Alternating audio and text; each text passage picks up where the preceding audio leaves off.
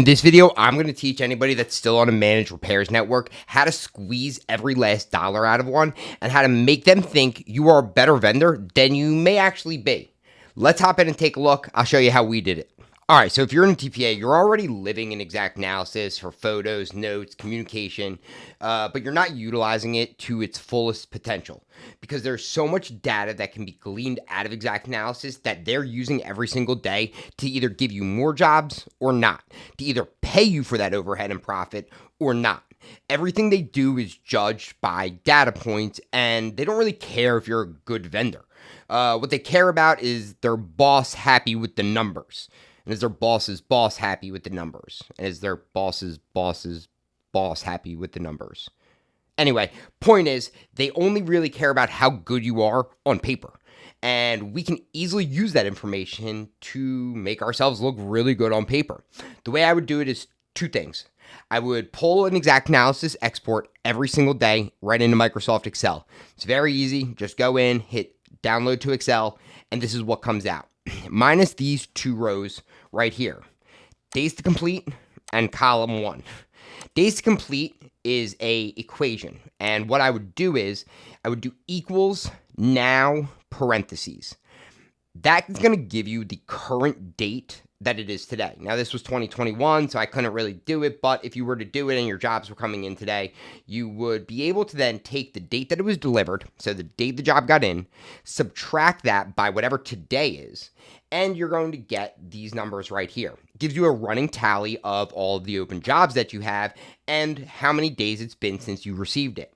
They want you to have it under 5 days. Really 5.99 because they don't use decimal points, but that'll come in handy later.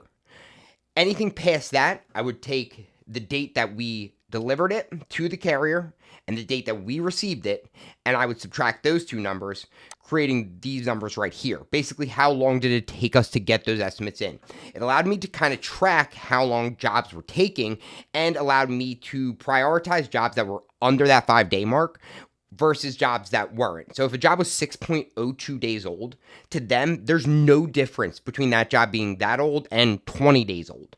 They really only care about that line. So I would start to prioritize the jobs that could get in and put the other ones kind of on the back burner, not indefinitely, but just really prioritize the ones I could get in. We saw our jobs triple in the matter of a month of doing this. And here's 2021, as you can see. The numbers up until that point are relatively bleak. Not bleak. I mean, we were doing well. But you'll see when we started in mid-July, this massive jump because we started to prioritize understanding their numbers and their metrics. And, I mean, the numbers speak for themselves. I even made a graph so you guys can see. Just because other people weren't smart enough to profit on TPAs doesn't mean that we weren't. It doesn't mean that you can't be either. We were actually pretty good at it, and it's something that I kind of take pride in. It's what we help our clients do every single day, is to extract as much money out of these managed repairs networks as we possibly can. And look, you're on a Facebook group, and they say all these bad things about TPAs.